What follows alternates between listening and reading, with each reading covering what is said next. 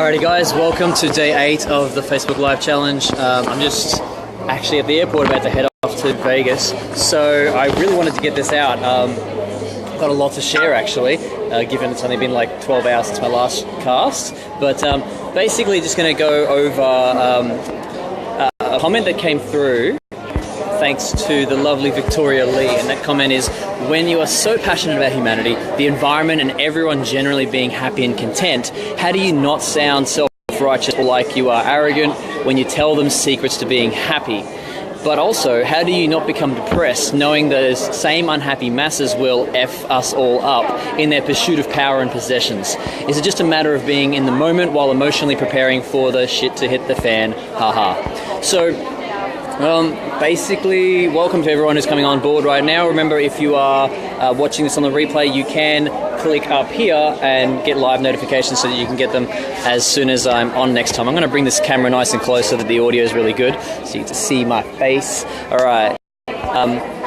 Right, so first off, I've only had 3 hours sleep, so I feel an incredible privilege to be chatting with you guys, which actually enlivens me, as well as Zulu's breathing recommendations. He can link to that in the description down below.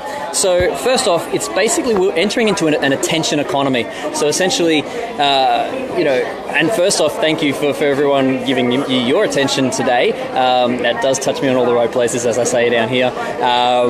So basically, no one will listen unless they're engaged. So unless you can find a way to actually engage with them first, there's no point in saying anything, really. The next point is that essentially our being will speak 3 times louder than any words we can say, and our action speaks 10 times louder. So the concept I want to talk about is being a loving, leading learner. So essentially, if we're able to be continually learning and passing on that knowledge to whoever wants to listen and doing it with love and care and respect, then that's I found that the best way to actually affect real change in the long run with people.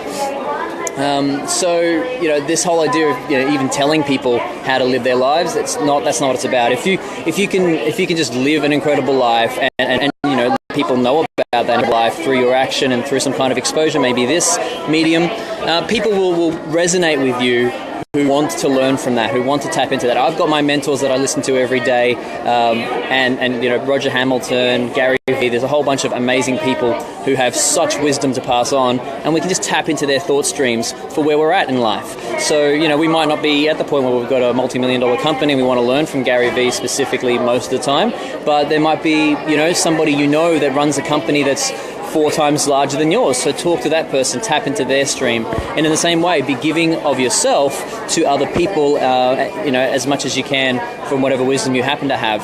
So there's a really cool comment or idea that when there's 3 people in a learning situation, when one person is teaching somebody else and there's somebody observing, the person who learns the least is actually the person who's listening and being taught what to do. The person who learns the next most is the person who's watching and observing, whereas the person who actually learns the most is the person who's teaching in the first place. So selfishly, if you want to learn the most, then teach the most. And also selflessly, this is your chance to leave legacy. These platforms, these means of passing on knowledge is more than just that particular individual conversation you're having with this person. It's imparting your legacy upon those who will want to listen. So, the whole idea of a sharing economy is a big thing that answers this whole idea of the rich and powerful taking over, the greedy people taking over. It's not the case. Things like Uber, all these different techs, and also people who are just fed up with the whole idea of being obese with consumers, just filling themselves up with stuff. People are really starting to catch on that stuff doesn't do anything anymore. Stuff doesn't fulfill in the long run, really. There's bigger ways to fulfill. Thank you for the likes and loves you're giving me right now. It's most appreciated.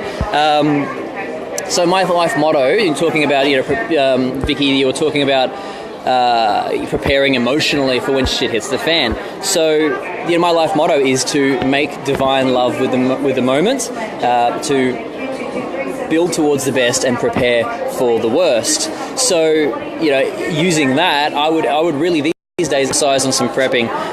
Really look at, what basic survival prepping can you do, just in case shit really does hit the fan and you happen to be near ground zero, God, I hope you aren't. But it's not a matter of if it's going to happen.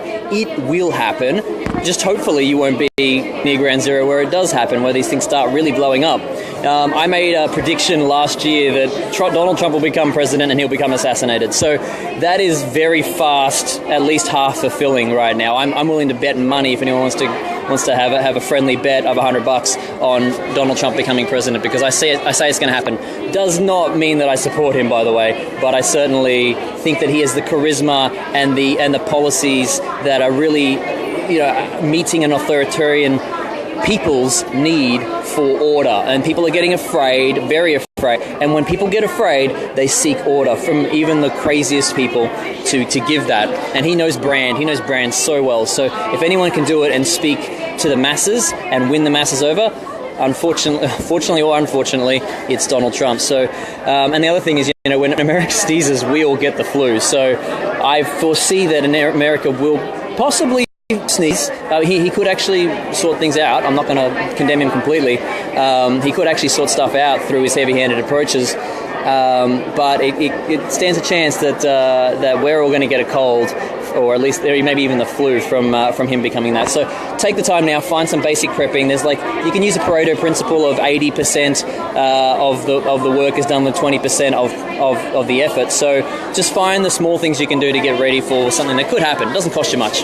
You don't have to spend I've spent 20 grand plus on prepping, so you don't have to do that. You can spend a couple of grand and be ready for most situations. So lastly, I wonder how fast I'm going. I've been going pretty fast at this.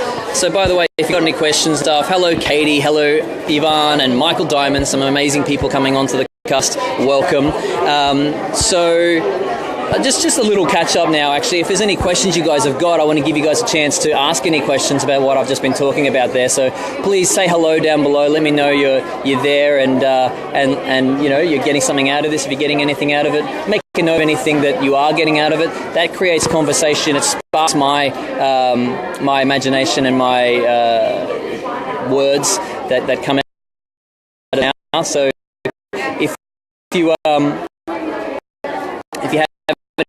anything to say or ask, sure. Okay, here we go. I am still here. Great technology. Okay.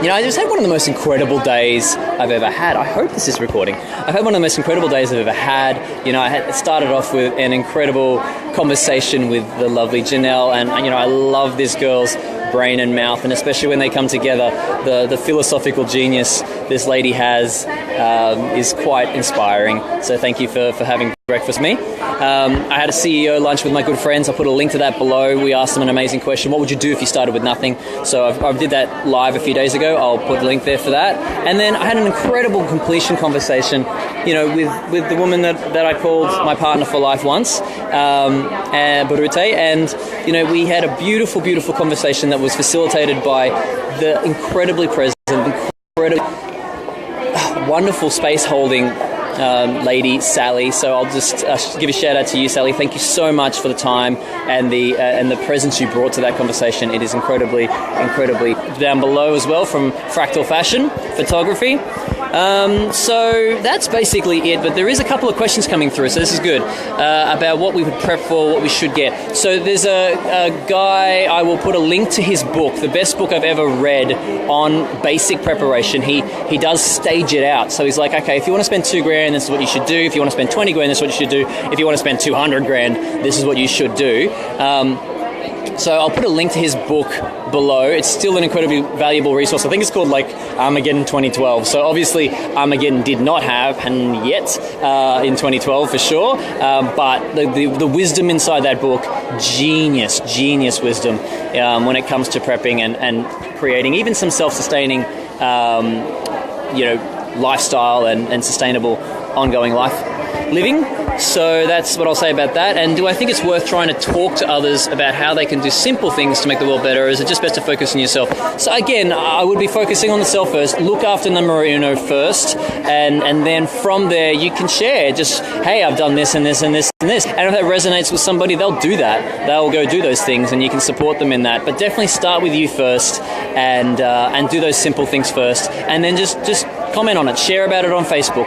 Start a Facebook Live talking about prepping. I'll do one of those one day soon. That's what I would recommend you do. So thank you, Vicky, for coming on, and particularly for your question today. I'm giving you guys some love. Thanks for the shares and the comments, and I look forward to seeing you all. Wish me the best. I hope I make it there. I mean, planes are very safe to travel on, but it doesn't stop me thinking funny thoughts when we take off and land. So,